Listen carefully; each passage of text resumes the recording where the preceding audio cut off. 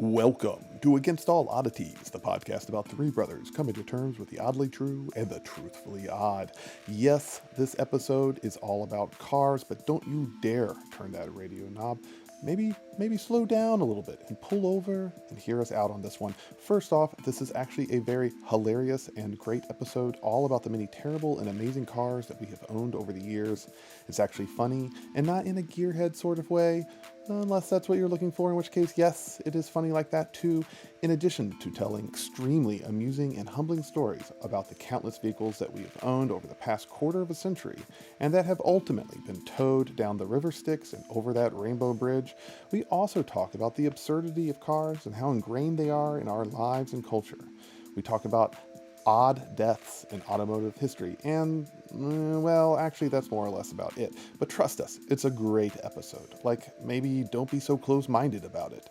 You'll learn a lot about us, and more importantly, you'll learn about yourself. This episode may even make all your dreams come true, because this is Against All Oddities.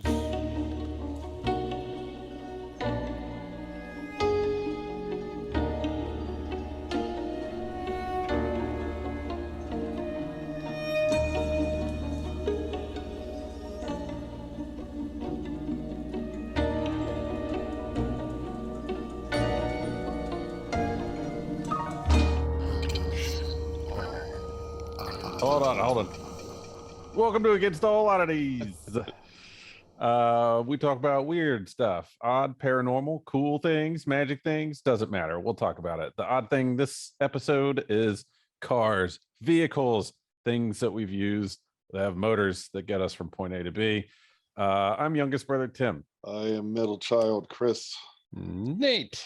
So I'm going to go ahead and say that this episode is about vehicles and cars, but it is actually an episode about Nate. Well, the only way we could do this, I thought about it because today I was listing out the many vehicles I've owned. There's no way we could take turns going through like listing cars, but I think like a good format we can do is section it off into types or eras of vehicles. I think we can each tell some notable stories. Mine will be the shortest. Chris's will be a little bit longer than mine, and Nate, yours is 30 minutes minimum. If you I have a question. There are highlights. I'll give you. I mean, we don't need to be listed our cars. Oh, no, that is kind of what I want. There's like 25. You do? I mean, we could knock it out real quick. Do you guys just want to like so list Nate, real quickly? Can you rapid fire the cars you've owned, and then we'll go back and we'll talk about notable ones? Why don't you go first, Tim, then Chris, then me? 1987 Honda Accord hatchback, followed by Granddad's 1989 Oldsmobile Delta 88 that I shared with Chris, followed by the Mazda B2000 that Nate traded a motorcycle and our car for, that I also shared with Chris. I ended up giving it to him.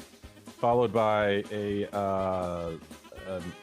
97, maybe, I forgot, Saab, the green one. Yeah, I remember that. And then I sold that and went carless for 6 months, which didn't work when you live in a valley. And then had a 2003 Mazda Protege. Maybe it was a 2002. It was a hatchback. And then after that was a 2012 Ford F-150 that I'm still driving. Nice. Assisted purchase with Alicia's 2009 Nissan Rogue that she is still driving. Well, I think I have like 10. There was the MGB 1977 MGB, which was something Nate had. He gave to me for a small amount of money. After that was a Honda Prelude.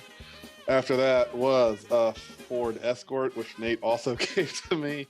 After that was what was Granddad's car that we inherited? Was that a Oldsmobile Delta 88? Yeah, that's the one. I also had that. I drove that to Florida briefly before Tim had it. After that, I drove Mom's Chevy Corsica before it got totaled by someone breaking into me. After that, I had the Mazda B2000, which we kind of shared. Yep. After the Mazda B2000, there was a big lull because I stopped having vehicles. So I lived in New York and Boston, but I did drive a Toyota Sienna, which I loved, that Steve kind of gave us. Steve and Carolyn gave us. That's the minivan, right? It's the minivan. It was wonderful. I'll get a 4x8 sheet of plywood in there. Easy. No seats. It was great. I drove that for a while. I shared a car with Meredith, which was her Toyota Scion, which we just got rid of. I recently bought a Ford Ranger, fucking Ford Ranger 2006, which I drive now. Cue the Ford Ranger thing. I know this truck. I ain't no stranger. I know that truck. That's a Ford fucking Ranger. My miles per gallon ain't in no danger. Why? Because I drive a fucking Ford Ranger. And then Meredith is currently driving what she calls the orthopedic shoe of all cars, which was her deceased grandmother's 2002 Toyota Corolla, beige with beige. Yeah, accurate. She hates it, but since we're having a kid, we're gonna sell that one and buy a minivan of some sort because I really like that minivan. So we're working on it. I haven't got there yet, but that's all I got. So going from the beginning, 68 MGC, 77 MGB, 89 Escort, 95 Camaro, 81. Did you include that one, Chris? The Escort? I did, yeah. Okay, just making sure. The 95 Camaro, the 81 Jeep CJ7. I forgot about that. A bunch of cars with the ex-wife. Like I think it was there's like a Volvo Maxim. wagon. Your first one was that Maxim. 99 Nissan Maxima.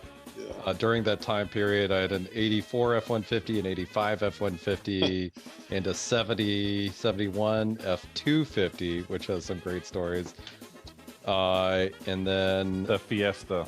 well, yeah, that was Catherine. We bought the Yeah, you bought it though. Fiesta for $800. It also That's a was good in your story. front yard every time I went to your house, regardless Oh, of whether or not Catherine was there. Oh yeah, just kind of lived there. That's anyway, 2001 Volvo S80. After that, then that 2002 Impala. Nice. Then Such an old person car. a Volvo wagon. I caught with Mary, but I can't remember the year. Mary also had that we bought BMW, a 92 two-door 3 Series for $900 off our drunk neighbor in the near West End. Jeep Cherokee, we were driving Mary's parents' Jeep Cherokee for a while. Really? Mary I got don't the remember Volvo 2007 wagon. She got it at an auction, and now she drives the Subaru Outback. 98 GMC Sierra that didn't last too long. I have a good Pete story on that I one. was going to say, I don't remember that one. It didn't. It rusted away pretty quick. 2000. Then after that, a 2001 F-150 that Brad's still driving. That's awesome. 2014 Chevy Silverado that I had forever, and then I traded that one in for a Volvo sedan and a 1990 F-150 that we still have. And then of the motorcycles, here was the Dad's infamous 85 Honda Shadow, 95 Ducati Super Sport CR. Oh, we're counting motorcycles because we had that Honda Shadow. Yeah, we all said shared it. that one. Yeah. Because that was my only form of transportation for half a year. 2003 Softail, and now 2001 Night Train, which are all family acquired, except for the Ducati. They were all family acquired vehicles. I think that's. I'm forgetting a couple, but I think that's for the most Solid part. list. I think there is another truck. Because I think at the 85 F-150 was the one I bought for $500 to move. It didn't have a key. You let Tim and I borrow that once because I had to move some stuff for an art gallery, and the dashboard didn't work. Like Mm. nothing on the dashboard Well, worked. it was like a stick shift, but it had wait. an automatic dashboard. Is that the one that started with a screwdriver? No, well, you didn't need it. could You- start you it with didn't a need a key at all. screwdriver. You could just turn the Yeah, just because the turned it. dashboard was entirely aesthetic. Like Well, there it was like no functional. it was like a sawzalled hole with like the stick shift coming out of it. That was I forgot about that truck because it was so hard to drive. You were sweating by the time you got to where you needed to go. But it was like kind of broken, but it was kind of broken all the time. And me and Chris My only were, problem was the whole no gas thing. You had no idea how much gas you had when Yeah. you're. when oh you're- yeah, you had to go off of intuition on the gas. But none of us wanted to put. But we always put like $1 of gas in it. It was- Be like, oh, you guys suck. But And in then there was, 2002, that's like 3 gallons. Yeah, No, was but it- there's one was it- time yeah, it was about 2002. Yeah. it was parked in front of one of like my apartment in front of the pink house or whatever. And then Chris was like, "Hey, I need the truck." I was like, yeah, "Come on, then. This is a team effort." And like, we popped the hood to see why it wasn't starting or to pretend. And at one point, I was inside of the engine looking at the other like 2 things that were in there, like sitting on the wheel well, and looked up, and Chris was sitting inside as well on the other wheel well, and there's like room to spare. Oh, F-150s are great. That truck was the first time I was like, hey, wait, I could just put jugs of water in here, like in the engine bay. And It just was a leave great 'em. truck. I It- sold it it was- for $450 because it wouldn't start the screwdriver. Yeah, they haggled me down to $50. So for $50, that truck lasted a long time. I It, do wish it moved had a like 4 tailgate. different people. Everybody everyone would borrow it. I just Wait. tell whatever house it was at, just say go get it because they didn't have the any key. keys. Was that the one that didn't have an inspection sticker? I guarantee that one didn't have an inspection I mean, sticker. how could it have had an inspection sticker? It had no There's stickers. No way. If we'll do it, let's make this truck section. Okay, Let's we're just talking about discuss trucks. trucks only for a while. I So- don't Wait, think- before we go yes. into that, I wanted to divide up our sections because I was thinking about Yeah. how we could add some stuff to this. And I remembered the 2021 Christmas special with Tim's death bombs. So I thought we'd do a car bombs or death bombs with cars. So I have a list of like death bomb.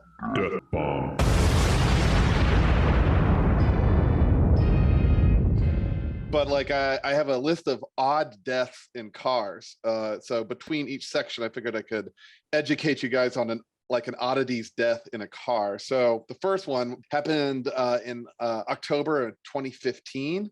An Armenian man was driving to his new job in Glendale at a Glendale Collision Center where he worked. It was running late, so he was speeding down the southbound 5 freeway in Los Angeles.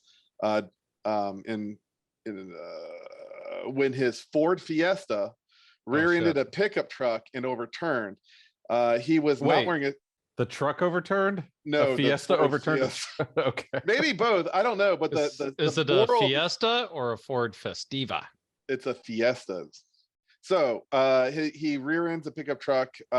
He wasn't wearing seatbelt, so he was ejected from the car and landed 20 feet up on a freeway sign where he died instantly. So he was ejected from his Ford Fiesta and hit the overpass sign He 20 was feet in the ejected at air. an angle enough to at an rocket angle into the to go sky. upwards and hit the overpass freeway sign.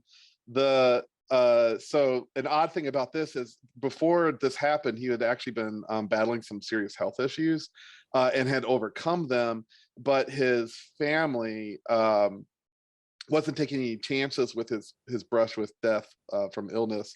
So they had just, as a family, performed a matag, or a sacrificial lamb offering 5 days prior in order to bring him a long life. So the offering did not work. That wasn't a good Perhaps offering. they did it wrong because 5 days later he died very badly. So I have more death bombs to come. Would you rather, and this is a morbid question, die in the vehicle from a wreck or get ejected and die out of the vehicle? So I watched an episode of Ghosts last night, the American one, because since the new season isn't out for the British. Mhm. And a new ghost character is one that is in the car of a delivery driver, and she was in a drunk driving accident. Oh And he no! got the car later, and so she's trapped within the car. Oh, like so, it's a haunted car. Yeah, but she gets to travel around and all the ghosts are jealous of that. So I guess it's if you're stuck in a ghost form, I mean, I guess I don't know if you're in the area, like are you stuck like on that signpost forever, or if you're in the car, do you get to be in the car? I think you But can what if the wander. car's like goes to a junkyard? That'd be kind of boring unless there's like a whole lot of other car ghosts. I don't know. Yeah. I mean, pre-ghost, I didn't think of that. I was thinking the ejection would be my preference, because then at least if you're conscious when you're in the air, you're like, you could still convince yourself like, I'm gonna roll, I'm gonna hit the ground rolling, I'm gonna hit the ground running. I was still like, have a chance. it depends. Like, as long as the death is quick, it just seems like a nice slide on asphalt is real rough. Like, I don't think I'd like that. I mean, it just kind of a bad way to go regardless. So I guess you're screwed either way. Yeah. So a couple, let's see, truck stories. We're talking about I think that was my first truck. That was an 85, actually, the white truck with no tailgate. And I bought it to move out to the south side. And what I did is I tied everything together, but not to the truck. So turning onto Boulevard off of Main Street or whatever, the entire contents of the truck like came out in the intersection. Oh god. And then P was like, and we like scrambled out. We like threw it all in the back of the truck again. All the cars are honking because they're stopping Boulevard Main traffic. No one was happy about that. And then sold it. It was a POS, but hey, it worked the whole time for 50 bucks. No matter what, if you spend $500 on a truck and you keep it for a year or 5 years or for 6 months, you can sell it for $450 to $550. Well, that's the bottom amount. Like, especially at the time, $500 was like the bottom. And I mean, I gave the guys that bought it 50 bucks off, but you know, I thought it's no problem. It did That's a job. okay haggle. The funniest truck thing was I bought off one of Jay's friends, the 98 GMC Sierra that was black. This is much later. We were going, it was 4-wheel drive, went up camping at that camping spot up in the mountains outside of Harrisonburg, right? And Pete and I had a camper top for it. And I tried building a camper top. It didn't work out. Camper tops aren't expensive. They're expensive if you buy them new, but they're free if you can find one that matches your truck pretty much, you know. And then like when how I sold it was awesome too. When it was time for it to go away, it wouldn't pass inspection anymore. And Mary's like, aren't you going to sell the truck? I was like, it's for sale. No, there's no sign. I was like, there's a truck that's not moving in our driveway in a suburban neighborhood. That truck's going to sell. Don't worry about it. She's like, you're crazy. And then sure enough, our neighbor Rich's friend was like, hey, what are you doing with that truck? You can sniff them out. It's like, yeah, he just like, it's like the deal was like, you got to help me get this camper top on it if you're gonna buy it.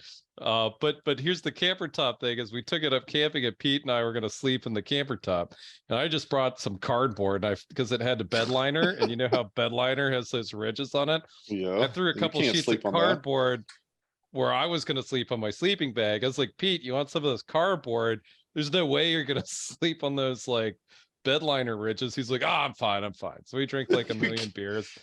We drink all these beers and then go to sleep. And then like at 3 a.m, I just hear Pete groaning, rolling around, going, oh my body. Oh my body. For those of our listeners who don't know who Pete is, we dedicate an entire episode to Pete. If you go back to our back catalogs and look for the Pete episode.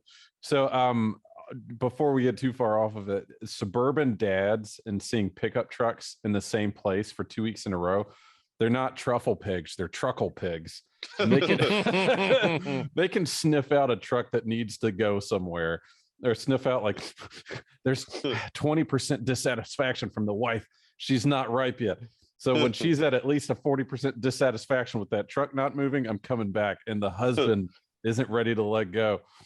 Same thing with sports cars. I can't do the sports cars. I'm not into sports cars. I could see one I could give 2 shits about it. But if I see a truck, I'm definitely a truckle pig, where I'd be like, yeah. No, that's a good one. That's a good one. So what's sad is, so later in that one, another coming off the mountain one time, it was like icy and snowy and the brakes went out. Like rusted through the brake line on that truck. And so I took a pair of pliers to like pinch off some of the brakes. So I had some, but going down the mountain, I was using the emergency brake, and on a truck, it's really hard because it's a pedal and a lever. And I'm like, braking. You can't do that. Yeah, on that mountain. You know what mountain I'm talking about. Everybody on those knows trails. So in the snow, I was like going 1 mile an the hour. camping mountain outside of Harrisonburg.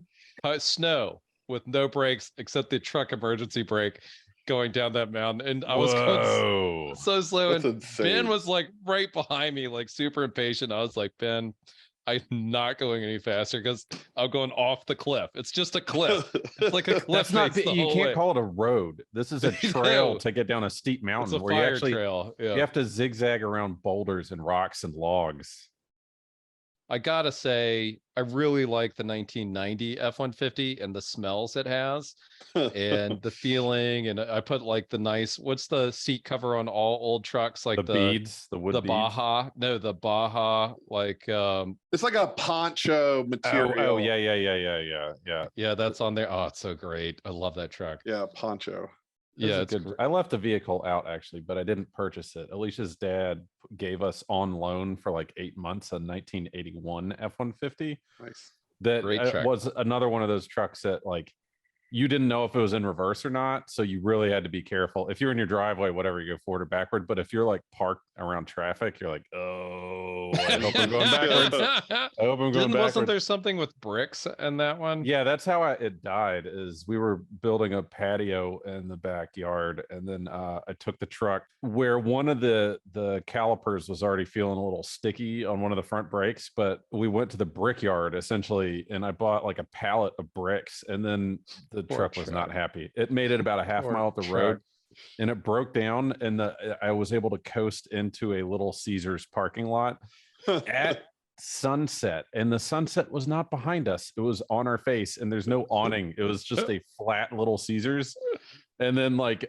a shining horrible sun, blisteringly hot. And then we called the tow company, and they canceled without telling us, because they're like that truck is at the after 2 hours. Alicia was ready to just rage punch like holes in those bricks, and called, and they canceled because they said the weight of the truck with bricks in it exceeded anything that the tow was willing to do. Yeah, of course. So I called another tow company, and I was like, it has bricks in it, and the guy was literally like, I don't give a shit. And then he showed up and he towed the truck, and there was zero issues at all, but it completely, like, the front end of it was just completely fucked. So it was, again, not trash though. Somebody still paid Al like $500 for that truck somewhere, and they just towed it out of my yard, and it disappeared. I don't even know where it went, but I think he towed it back home and tried to fix it, but it was like gone. Last truck thing, and I talked about this in an episode in the past, I think. The 70 or 71, I can't remember, F-250 that my ex-wife's uncle gave me because his neighborhood association was complaining about it. Because I think it used to be red, but it was just brown, but not painted brown. It was the brown rust, and the exhaust pipes. It was like terrible gas mileage. I think it had a 360 in it. And the exhaust, the mufflers are just welded onto the header, so you'd start it on leaves and like above on the ground, and leaves would billow out. And the brakes sucked. I wrecked it one time. Like the braking distance was like 200 yards to stop at 20 miles an hour. And one time it was like raining, and this like little Saturn stopped real fast, and it was like it would be like 300 yards. I don't know. But I was like, no, like, which was probably comical for the great distance away. But I still have messed up stress dreams about not being able to brake in time from the amount of like shitty cars, like where the braking distance is double what it should be. And the whole dream, you're like barely wrecking this stuff because the braking distance is getting worse as the dream goes on. Yeah, but that's also that's one of those dreams that in real life, if you run out of brake fluid or like something's bad and you're pumping the brakes and it's just not doing anything, like, that's what it feels like. Yeah, trying to brake. Like, I know the feeling because I've rear-ended people because of like bad brakes, or like I've had brakes completely explode too, and you just lose them completely. And there's this feeling of like, I'm not gonna stop it, and it's like, and it's not like right up on it. It's like way too far away because you just know that it's like this sucks. You're trying to like steer. It's so that truck was the worst too. Oh. But I veered off the road and it was on Buford, and it was like a tree lined part, and I braced for impact, but the trees just kind of like fell in front. It just pushed the trees over, and it wasn't like, it didn't hit it fast like you were saying. It was like a slow cruise into the trees, and I pushed them over. And somebody's like, I'm call the ambulance. It's like, please don't. Like, I'm like hopped out, and I just kind of did the pat down, make sure I was okay. And then this other guy came up and he's like, well, let's get you out of here before the cops come. And then he tossed a chain, and I kind of wrapped it around the back, and he kind of pulled me out. Oh, my trainee can take it. And I had like sticks, and I passed the ambulance with all the lights on, with like giant sticks and trees, like all on the truck driving away.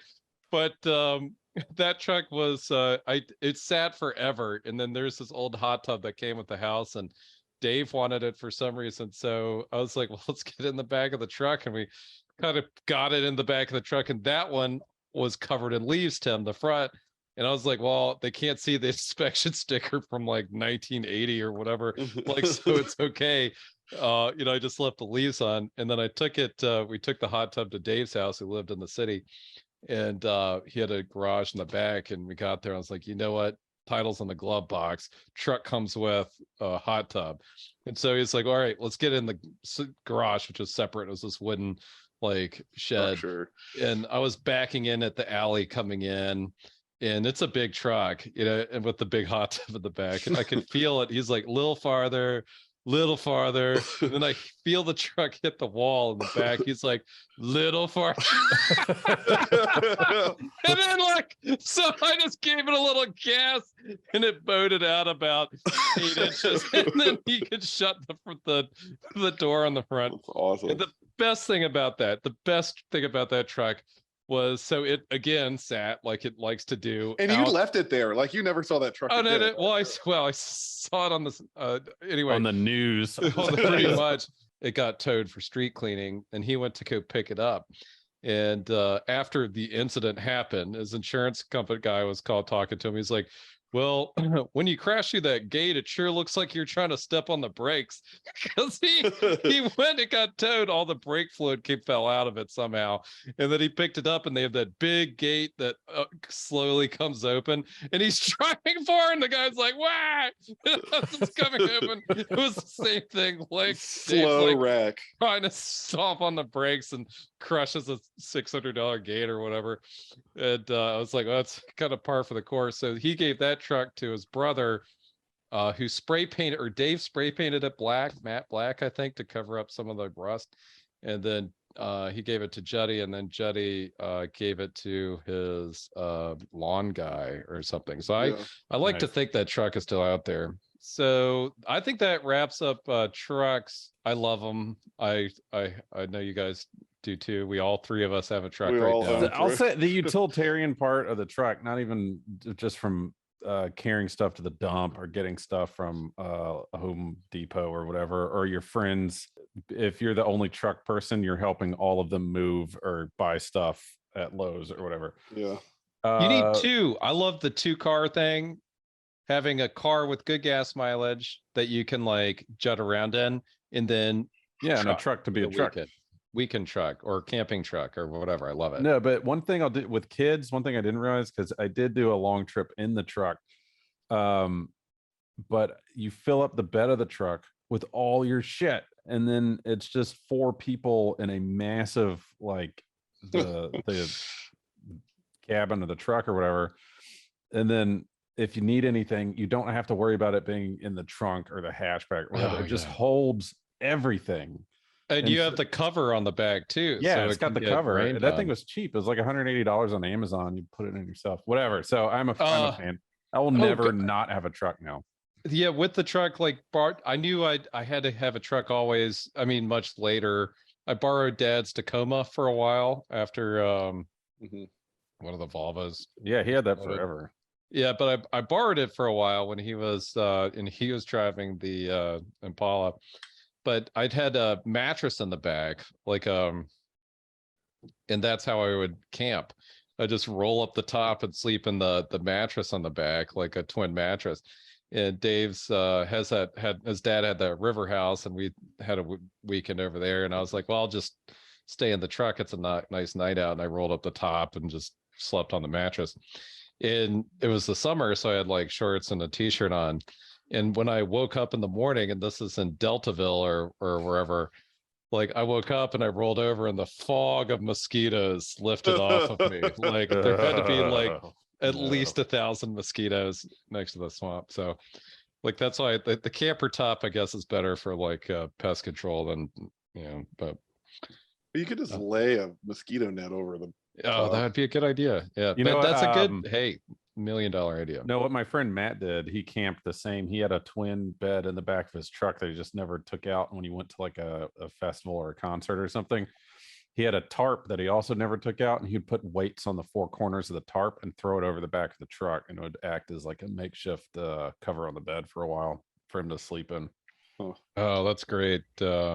Adam Hill has a truck. He basically just lives in the camper top when he travels around. That's a 95 he bought new in 1995, and he's still driving it. Nice. So what about car bomb, death bomb?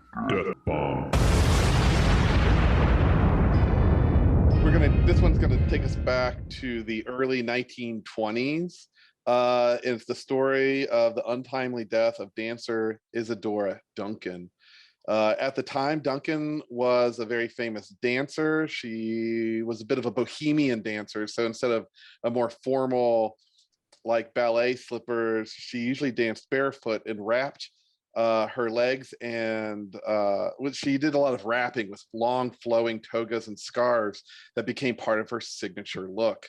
She was a professional success, but her life was a tragic one, because on September 14th, 1927, Duncan was a passenger in a brand new convertible sports car that she was learning to drive. As she leaned back in her seat to enjoy the sea breeze, her enormous red scarf somehow blew into the well of the rear well of the passenger side, and it wound around the axle, tightening around her neck and dragging her from the car and onto the cobblestone street. She died instantly. She was 50 years old. So this is the dancer from her signature flowy scarves was pulled out of the seat with the scarf around her neck as it engaged the rear axle. Kind of like capes on The Incredibles. Yeah, that's a bad way to go. That's fucking awful. I will say, unrelated PSA, because Alicia works in the NICU and gets pulled to the pediatric ICU all the time, our children would never set their butts on an ATV ever. Yeah, no kidding. I mean, I had some friends who got in a really bad wreck recently, and Ben Turley broke his back on an ATV. He had a broken spine. Yeah, they're super fun, but they also come with like all the super dangers of them. So speaking of dangers, how about car injuries? And I'm going to start with Nate running over his own arm. Can we make this a sad story? Sad story. I will say most of our vehicles have ended up as sad stories. Well, yeah. Well, I mean, it's kind of like having a dog. At least financially, yes. It's getting a new car is like getting a puppy, and they're so cute and awesome, and you love them so much. And then they're kind of a pain in the ass, but they're your pain in the ass. And then it's sad when you have to let them go or something tragic happens. So we each of us, our listeners can't see it. We each have our first cars in the background of our Zoom call. Although two of which are British sports cars from the 70s. I wouldn't call them sports cars. They're sports in the same way. They're like, hello, sport. How are you doing today? What's up, sport? They're not like, yeah. Sports. I gotta show you what I'll maybe towards the end after this. I'll show you what I want to buy. But so the MG68 MGC Dad towed in like when I was turning 16. 1960, is that what it was? 68. 68. It has the chrome bumpers. MGC and he had a 76 Mustang 6-cylinder engine in it. That's not normal. No, it had an inline six to begin with and a hard top, which is odd for an MG anyway. But it took 6 months of getting it running, and like I'd have it in the garage at mom's house, and I've replaced a bunch of stuff like fuel pumps and all this, and Travis would like spray starter fluid in it, and I'd rev the engine. Was about as close as I got for months, but eventually it worked and drove around, and it ended its life with us when it had a single, each wheel had a knockoff lug, so it had one For racing, that's what made it so. yeah, racing, but you'd tap on it with a hammer sometimes to tighten it up. But what happened, You're supposed to hit it every time. well, it's one of the wheels flew off. It wasn't because the hub stripped. It wasn't necessarily the spin off lug, but the wheel flew off while I was driving it, and then they didn't really make hubs, and the MG guy traded. Dad had to fluff him a little bit of money or whatever for the purple MG, traded the broken white MGC, and that was the 77, which you have. But the sad story was I had broken up with my girlfriend, and I was working on the car, and we all lived on a hill. It was a pretty steep hill, and you have to turn the wheel so it hits the curb when the brakes fail, or the e-brake always fails, but it would turn. And that car was notorious. And I think I was trying to get the heat to work. And I was underneath the steering wheel and the driver's side, and my legs were sticking out, and the door was open. And I was trying to mess with the heater in there. And then I knocked it. It was an automatic again, odd. It was an automatic 6-cylinder MG. And I knocked it out of park into neutral and started rolling. I was like, oh crap. And I can kind of I was trying to get out of the car or hit the brakes. And I'm kind of halfway out, and the telephone pole's coming at me. And there's a door, so the telephone pole would squish me against the door. So I grabbed the steering wheel and turned it to push the car out in the street. And when it did that, I fell out. I hit my head on the door, and I blacked out when I saw the wheel go over my hand.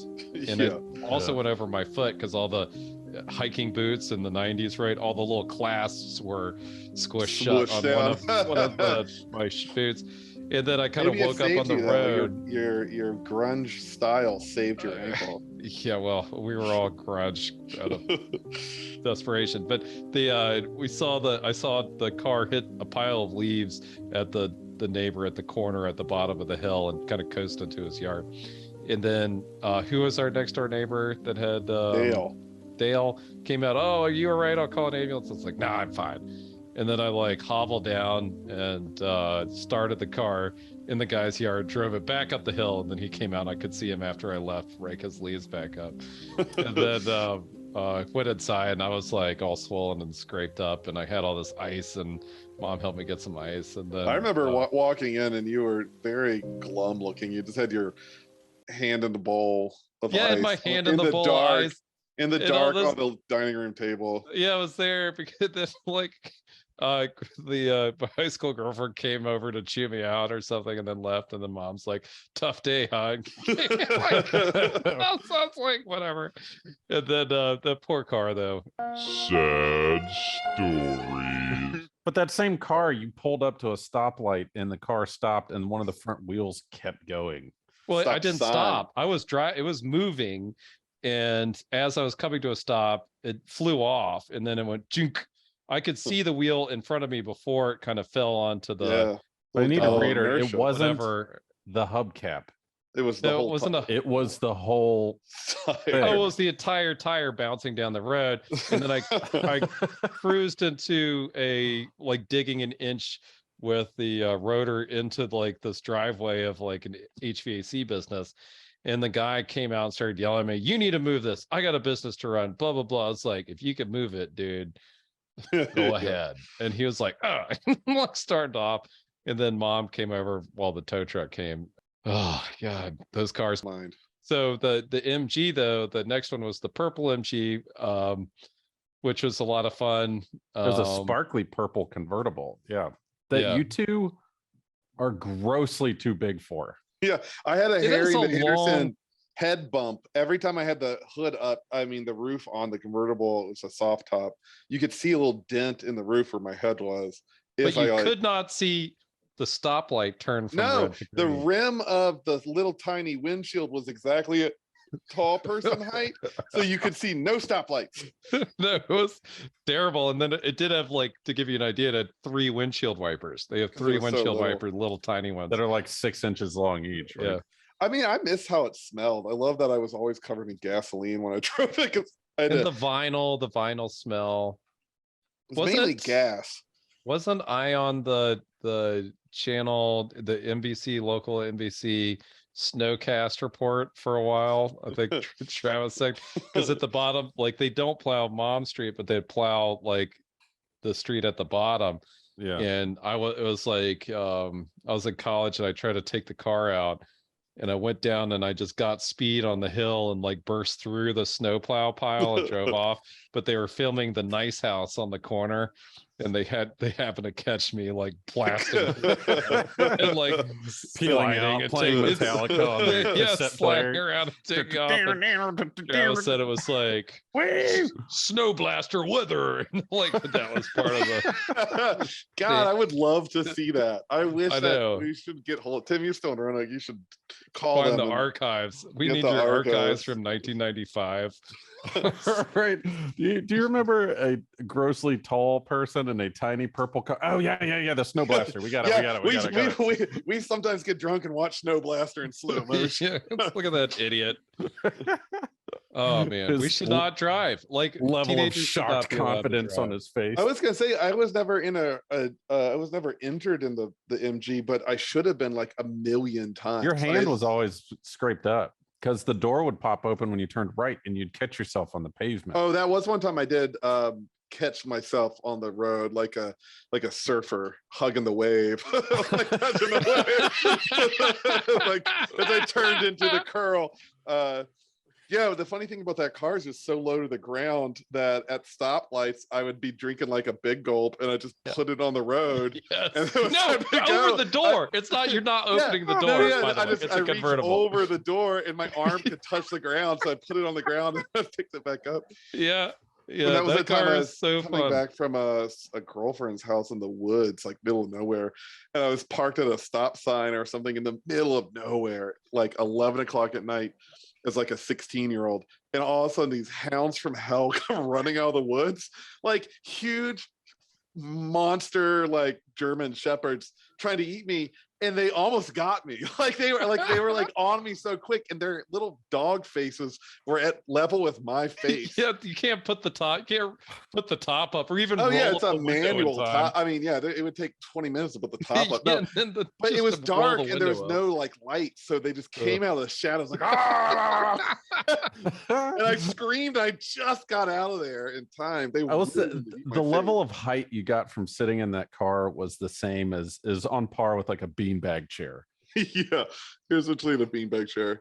But that's the one that had the brakes go out on me. That's the one. What that, about how it tipped over? Was that on an yeah, episode? I was when I was Yeah. buying. It was on another episode. I was buying the next car, and the emergency brake failed on a steep hill, and I turned around, and the car was just gone.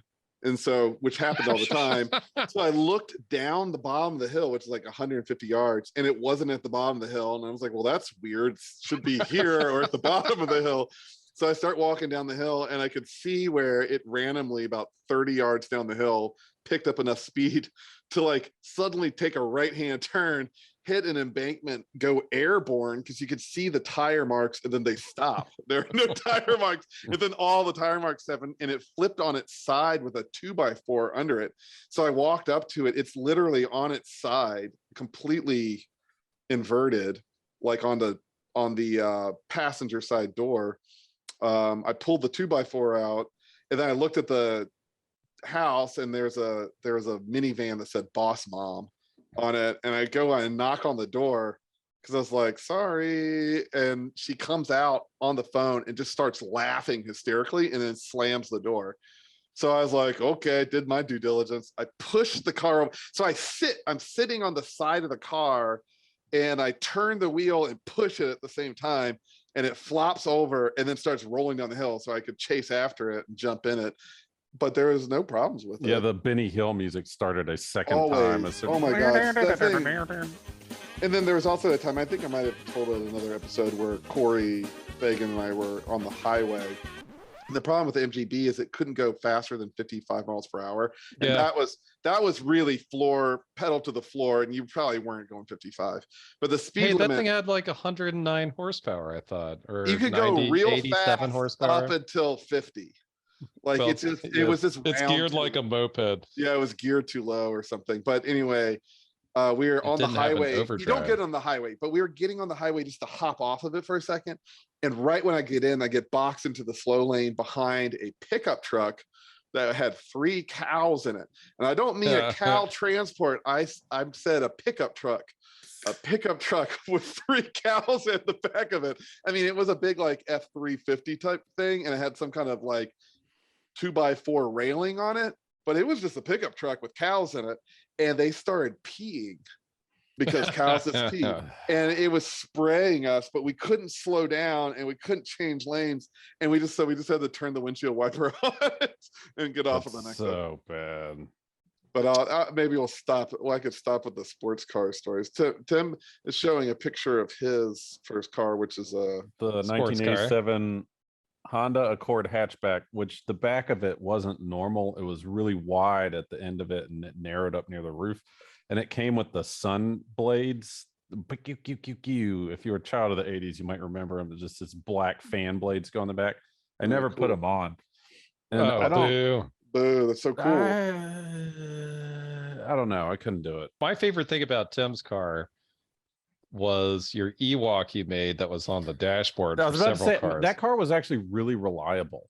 And I could take it off road. I drove to Florida there and back. It was ruined. Like the inside, I ruined it, but it was a 5-speed. So I'm glad I learned on a 5-speed. But it was while we worked at Baskin Robbins, and at some point we had marshmallow peeps, and I turned the peep into a little Ewok thing by breaking spoons in half and making arms and little legs, and then I bit the ass off and just stuck it to my dashboard because I thought it was funny, but I didn't realize it super glued the thing to the dashboard. It's basically an epoxy compound that does not separate. Yeah, so I left it there for the duration of like the years. life of that car. Yeah, until finally it broke. You made a little hat for it out of the coffee creamer. Oh yeah, I had a little hat. I forgot about that. But your whole dashboard was covered in candy and stuff. Like, well, but that was also just because I was gross and like ate a lot of candy. And also, if you put a bag of gummy bears in the dashboard in the summertime and forget about it, it melts into one gelatinous like brown gummy. I still have the bag of the gummy. Wait, who would fish? Was it you would fish with the gummy bears, Tim? Yeah. You tie a fishing line to it and you toss it out the window on the highway. If you're going fast enough, it'll float, but if you're not, it actually bounces. And we'd just slowly let out more and more fishing line until it dangle in front of the car behind us. And I don't know why. It was the funniest fucking thing. It was Lindsay Barrow. I think it was. It was Lindsay. He would do all sorts of shit like that. It was always so fucking funny, and I'd be crying. I was laughing so hard because there's this stupid fucking gummy bear dangling at the car behind us, 20 feet behind your car, way back there. And I don't know why it was hilarious. It was so funny. But the worst is I coiled it around my finger, and some asshole was like sick of it. And I didn't realize that like it was lower. It wasn't up next to the driver's side anymore. And he ran over and it just went swoop like around my finger. It wasn't like a string. It was fucking like 20-pound test line or something. I was like, rip your finger off. It popped, like the string popped, but it definitely wasn't before it was like a decent cut. No, but the car broke down, and then Nate picked me up, and I was like, I don't know what to do. He just like whatever. And then I was like, wait a second, nobody gets left behind. And I went in and I broke that marshmallow off of the dashboard, and I kept it. I remember you doing that, but I don't remember where the breakdown was. Okay, car bomb, death bomb. Death bomb. This one's an interesting one, and not kind of on topic for our podcast. But on March 15th, 2011, so we're just going back. That's my birthday. Yeah, in 2011, this happened. A Northport high school principal named George Kinney admitted to hypnotizing a 16-year-old student named Marcus Freeman, who was a quarterback on the football team. He did this in order to help him concentrate and to not worry about pain during games. Fast forward a week or so, the same student, Marcus, had to go to a dentist, and he left the dentist in a lot of pain. And as he was driving back with his girlfriend, she said that during the ride, Freeman suddenly got a strange look on his face and then veered off Interstate 75 near Toledo Blade Boulevard and then died from his injuries. The girlfriend survived. So he was self-hypnotizing to get over the dentist pain and hypnotized himself to death. The high school teacher was also got in trouble. He had hypnotized like other students to help them with something. And so that would be the death bomb. I thought that was We need to remember that for whenever we do a hypnosis episode. Yeah. That's a good one. Hypnosis would be a good episode.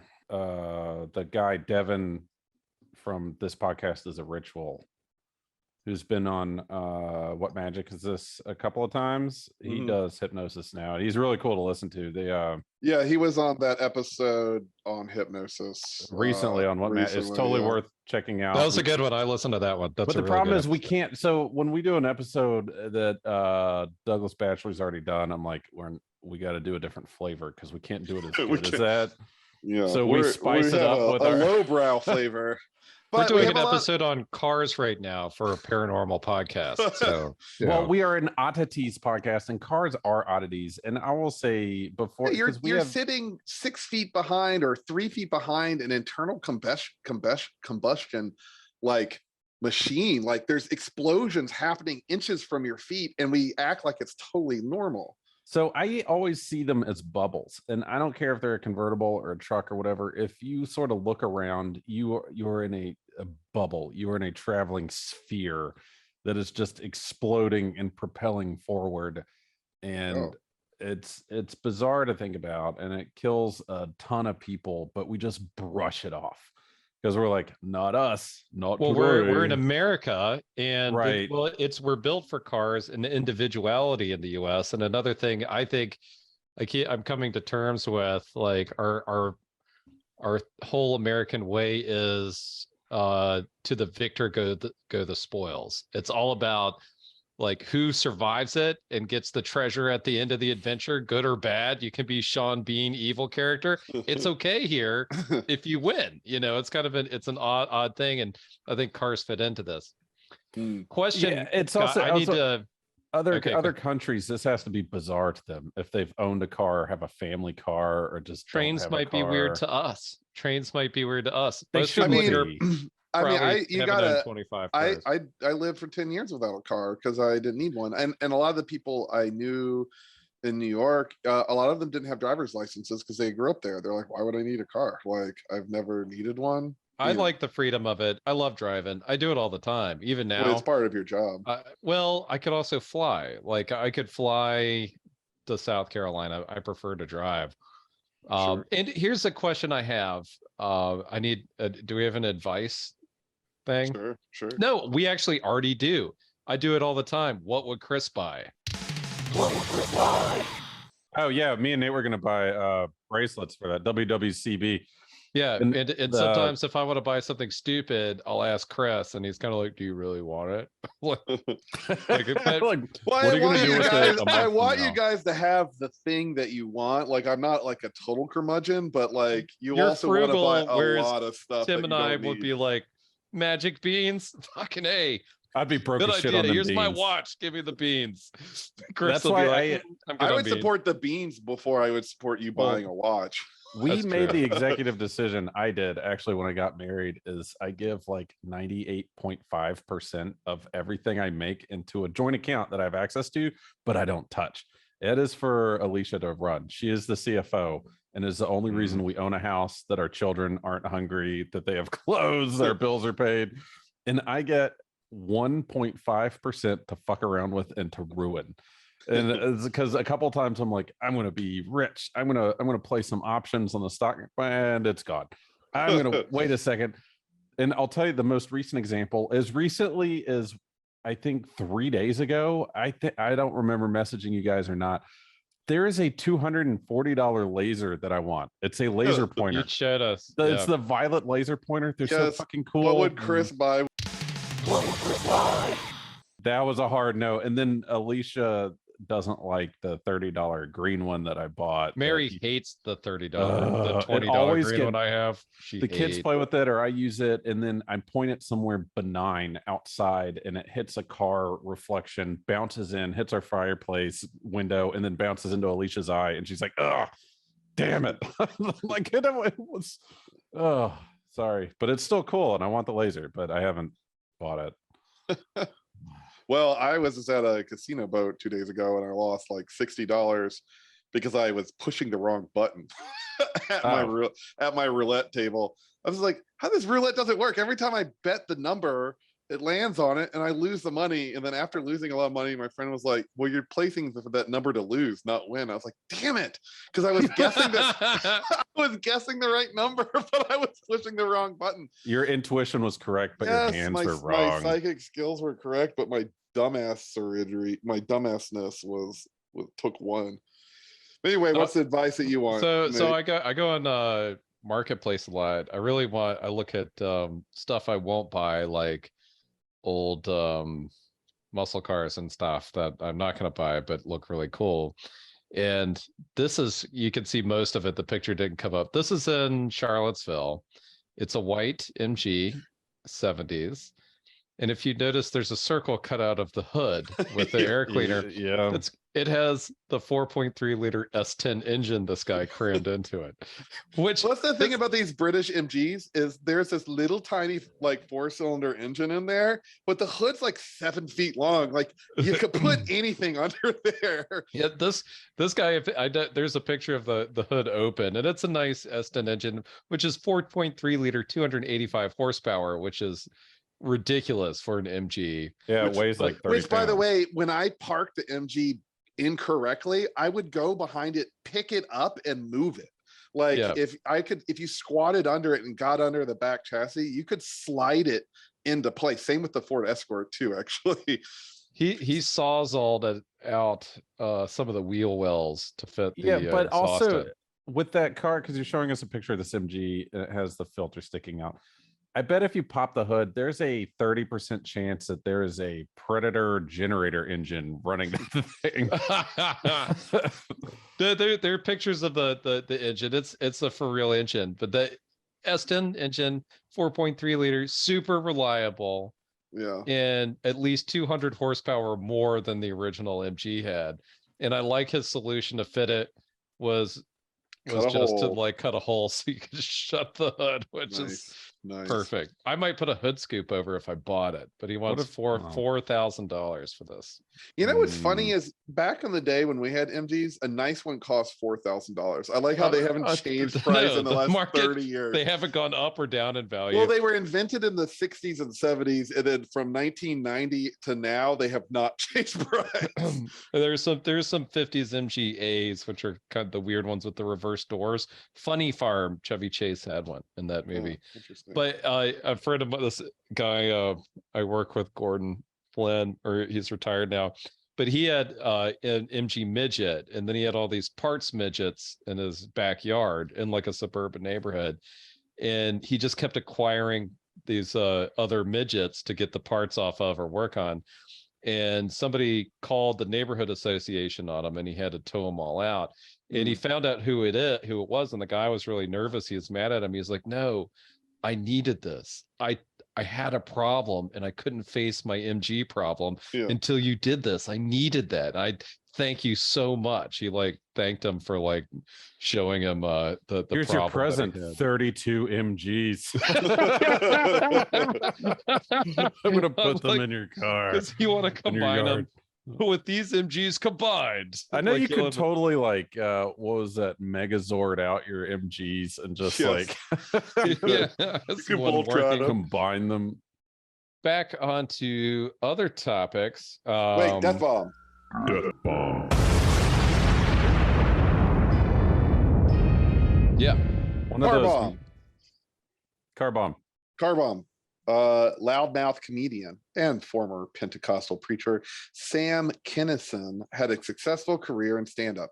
On Friday, April 10th, 1992, he was driving in a Pontiac Trans Am from LA to Nevada, where he was set to perform before a sold-out audience.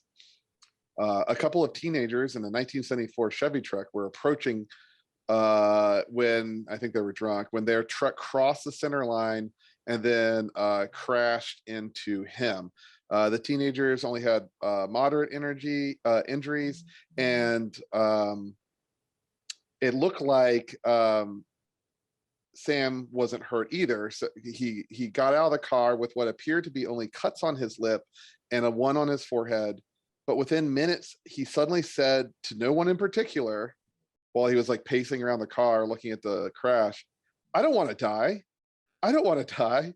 His friend Carl LeBove later said it was as if he was having a conversation talking to some unseen person. Then there was this pause as if he was listening to the other person speak. Then he asked, "But why?" After another pause, LeBove heard him, his friend heard him clearly say, "Okay, okay, okay." His friend said the last okay was very soft and at peace, and then he immediately died. That's crazy. That's nuts. True story. Yeah, that's True story. that's the coolest one so far. So how are we let's gonna wrap this up? Let's wrap this Oh, up. wait.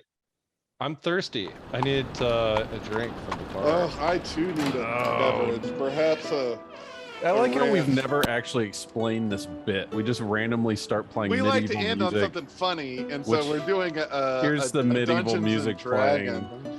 where we walk into a Dungeons and Dragons bar, and Tim is a barkeep, and we all have to try to tell our best joke. All right, so we're gonna call it a medieval fantasy bar because Dungeons and Dragons is kind of trademark. no. It never they're was. just- It was always Lord of the Rings to me, anyway. It was Yeah. medieval same. fantasy bar. Dungeons and Dragons is in the shitter right now because they're actually charging a monthly fee and limiting their services and like. But But they were players. bought by somebody, right? Yeah, now they're fucking it all up, so they're on the Oh, way out. Yeah. So anyway, let me assume my denominational accent from the barkeep. Oh, adventurers, you seem to be driving some crazy metal horses out there with four legs. I'm still gonna have the horse sounds of us approaching, but yes, we are in cars because this is the Cars episode. So here's the thing. Y'all have been warming up the stools in my bar for fucking 2 months now, and you've yet to drink anything. And you're We have no broke. money. We have to barter our We're hilarity. known for our carbonated alcoholic ranch drinks, and I'll give you one if you give me a good joke. And you can't say something stupid like Arr. Was this a pirate bar? Like I'm on a diet, so I can't drive me car because it has a carburetor. Aha. Okay, barkeep. What's None the of- difference between a BMW and a porcupine? One's got the prick on the outside. Damn it! You are impossible to beat, barkeep. You are truly. I'm actually gonna charge you for that one. Oh. Well, if you notice out there, my new electric carriage that I have, I got it. It's a new. They were on sale now, which is unfortunate for the people that bought one earlier in the year or last year, but they're pretty cheap now, relatively. And so I have a new electric Tesla carriage out there, and But one thing I was surprised me, and I'm a little disappointed about it. I expected a new car smell, but it just has this musk in it. I don't be knowing who that is in this land. And the fact that you brought the economics of electric horse vehicles and how they've reduced the price and pissed off the base customers, that's no. Let me make it up to you with a classic.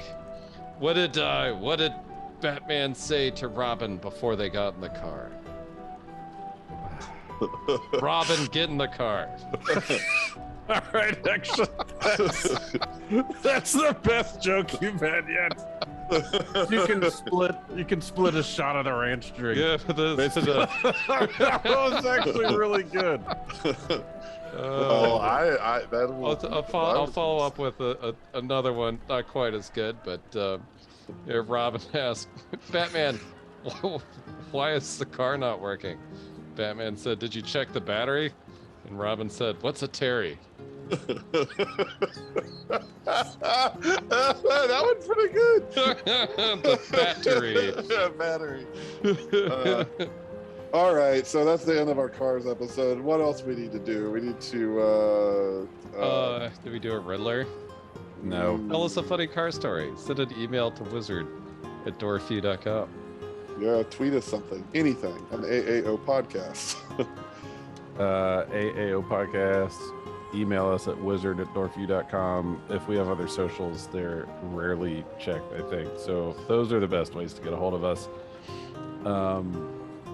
Yeah, any of the old Riddlers, any car stories? We got plenty of car insurance. We got some car insurance. We do don't not have car any insurance. car insurance. We have paranormal insurance, which if you are haunted by a car for a limited time, you can get the Dorf Trottle extended warranty on your vehicle. You just have to call in. Yeah, you have to call us to get it though. No, we have to call you. I don't know how it works. Yeah, well, that makes plenty of sense there. Who's the and on last that, to we the bid you robot call? adieu.